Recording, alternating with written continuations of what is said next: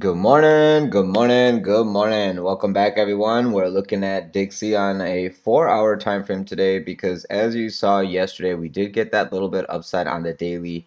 We got a close at least above 105.50. Today, I'm looking at the 4-hour to see if we can have continuation, continue up into that 102 level, and see if we could get to 102.25 and above today.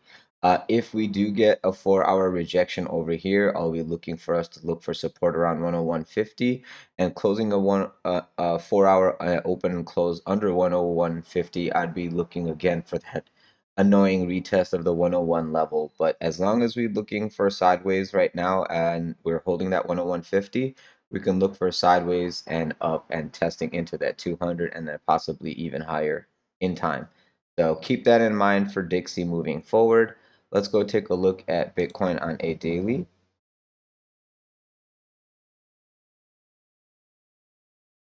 You can see we got on the daily on DXY just getting a little bit of pullback right now, and the next natural target will be over here at 102.40, 102.50. The bad thing is that the 55 EMA is crossing this EMA. That's kind of putting this in a bearish posture. But as long as we can quickly recoup price action above 102.50, this little cross can get negated, and we can just see the curvature start applying like something like this. Just quickly recoup it, and then turn it around and go. So patience. That takes some patience. Here is Bitcoin on a daily.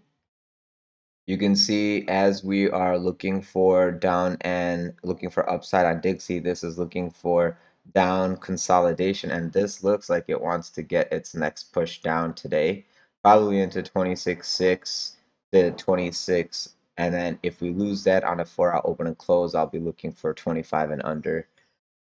Keep in mind that nothing needs to go down all the way that low, level by level. First 26.7, and then we'll look at 26 even, and then we could look at lower than that and see how it's going to go. But as of right now, everything is pretty decent, and it's sitting on support.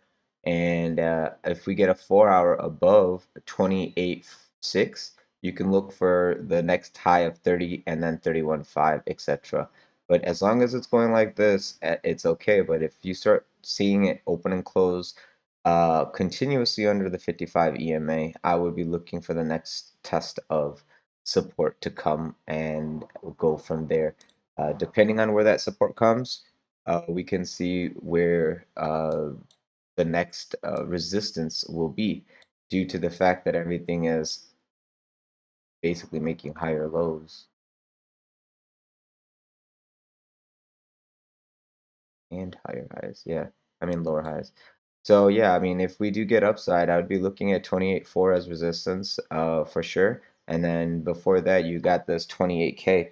So until you get a 4-hour open and close above 28K, I'm not looking at 28.4, and you're definitely not looking for 30 and beyond. So level by level, and then if you lose this 27.2, I would be looking for 26 today, and then under that is 24.3. That should happen because now everyone who didn't close those trades and are deciding what to do, they're probably going to be running out of time, and candles are going to start coming in their face. And they're probably going to panic sell and capitulate as this starts rolling down in a very fast fashion. That's if this happens. Keep in mind today is CPI data. CPI data might give us some volatility, and then that volatility can turn into cascading liquidations. So just be aware of that information that's going to come out in equities later today in New York Open. Now let's go look at ETH on daily.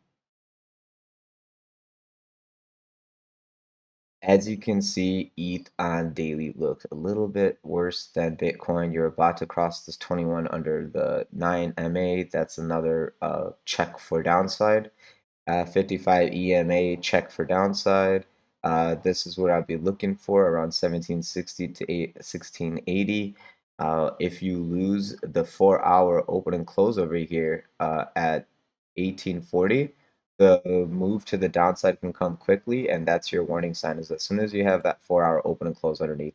If you can get above 1930 with the 4-hour open and close, I'd be looking for 2021.50 next. If you can't get above that 1880 with the 4-hour open and close, I would be looking for us to roll on over here from 1840, and then I would be looking for 1740, 1770 as an area of possible support bounce. But technically, I would just look for the top of a 200 now. So be aware of this. It all looks very, very ready to be a little bit volatile. The bull case, I would say, is that the volume is decreasing to the downside. So you have a little bit of bullish divergence here. You just need somebody to actually, buy up. And maybe as markets open, you get that opportunity. Let me see. Yeah. Maybe as markets open, you get that opportunity, but as of right now, everything looks like it is going sideways. So as long as you can hold this sideways, naturally you're going to float on up into your resistance of 1880. And if you can get above 1880 and start closing 4 hours above it, you can look for even higher than that. So I would advise on a little bit of patience and once the news is out on the CPI data, depending on what the market is doing, you can take your action accordingly. But there is a little bit of bullish divergence as cumulative delta is going down, you're actually going sideways and up. That's bullish divergence. So you might get a poke up before the rollover. And then if the poke up comes and you claim a certain level, such as 1920, 1930, then you can look for much, much higher into that resistance. So that's what I'm looking for, guys, moving today. If you guys have any questions or concerns, leave it in the comment section below. If you guys would like to join me on the Discord server, please click the link to the server, which is in the description of this video below, alongside all the other affiliate services that we use and recommend that help this channel grow. So thank you so much. If you guys have any other questions, just see you in the Discord, and I will get back to you in the next video. Thank you so much, guys. Have a great day, and I will talk to you soon. Goodbye.